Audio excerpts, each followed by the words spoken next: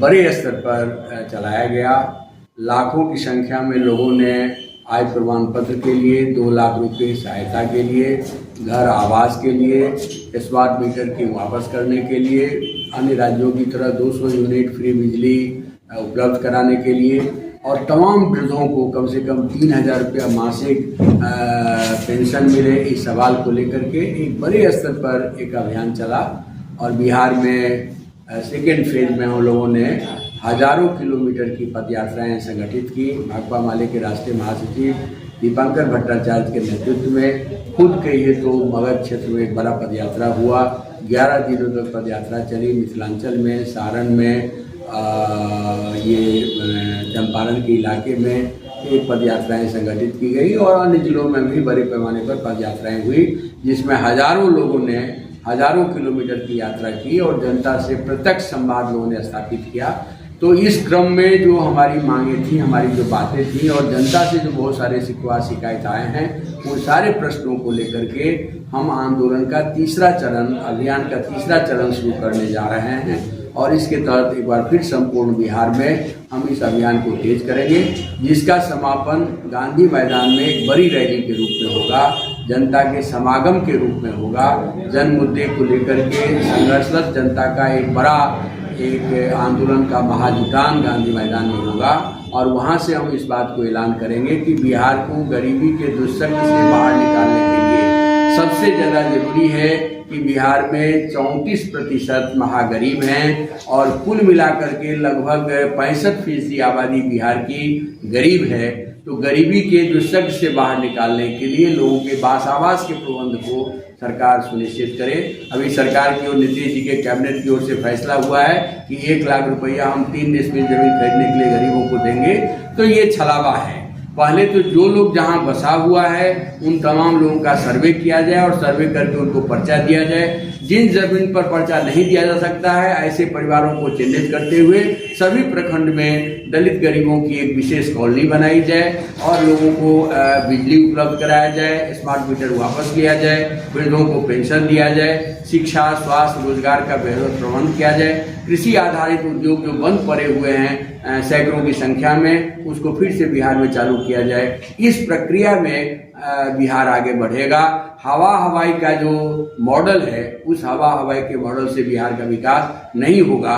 मिथिलांचल के इलाके में आप देख लीजिए तो यहाँ कई चीनी मिलें बंद हैं, कई सूता मिलें बंद हैं, कई जूट मिलें बंद हैं, कई कागज मिलें बंद हैं और बियाडा की जमीन पर जो उद्योग चल रहे थे सब कुछ बंद हो गया है और बियाडा की जमीन को औने पौने दाम में सरकार ने बेच दिया है। ये जो जमीन सर्वे हो रहा है, गरीबों को, किसानों को बेदखल करने का ये सर्वे है।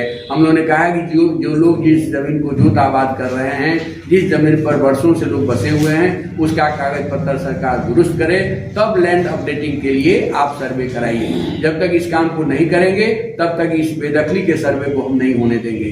तो ये एक बड़ा मुहिम है। इस बड़े मुहिम को हम लोग आगे बढ़ा रहे हैं और हमने कहा है कि 1 लाख रुपया में 3 डिसमिल जमीन तो लोगों को मिलेगी नहीं। नीतीश कुमार खरीद करके बता दें कि कहाँ 1 लाख रुपया में 3 डिसमिल जमीन मिलेगी। तो ये छलावा है और ये प्रशासनिक भ्रष्टाचार को जन्म देगा और बिहार में लूट भ्रष्टाचार चरम पर चला गया है। और मेरा तो मानना है कि नीतीश जी की सरकार वेंटिलेटर पर चल रही है और इस वेंटिलेटर वाली सरकार को 4 बीजेपी के नेता हैं जो खींच रहे हैं, 4 जदयू के नेता हैं जो खींच रहे हैं और जनता त्रस्त है। हाल के दिनों में बड़े पैमाने पर अपराध बढ़ा है। अपराध का बढ़ता हुआ ग्राफ, अब लोगों को लग रहा है कि ये बिहार एक बार फिर ये एक अपराधियों की गिरफ्त में चला गया है। शराब माफिया, भू माफिया, शिक्षा माफियाओं की गिरफ्त में चला गया है और जो भ्रष्ट अधिकारियों के जरिए जो बिहार का शासन चलाया जा रहा है, संजीव हंस जो नीतीश कुमार के सबसे दुलारे थे और उसके कारनामे अब देश के सामने है, जनता के सामने है। लेकिन बिहार सरकार ने अभी तक कोई श्वेत पत्र नहीं जारी किया है। ये कोई बड़ा घोटाला बिना किसी मंत्री के सहयोग से, और मैं तो मानता हूं कि संजीव हंस घोटाले के तार सीएमओ से जुड़ता है और इसकी एक संपूर्णता में जांच हो और अधिकारियों का जो भ्रष्टाचार है उस पर अंकुश लगे और जन समस्याओं का समाधान हो। शिक्षा, रोजगार के प्रश्न पर सरकार और मजबूती से ध्यान दे, तभी बिहार का विकास होगा।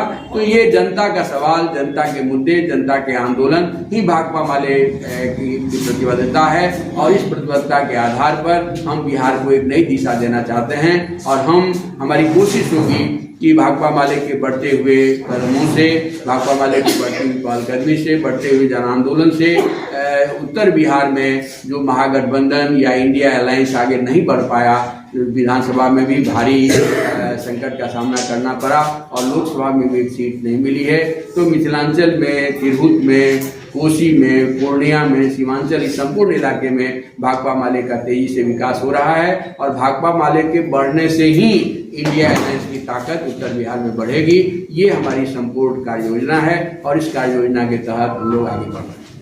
बिहार में भी विधानसभा चुनाव भी होने वाले हैं, तो क्या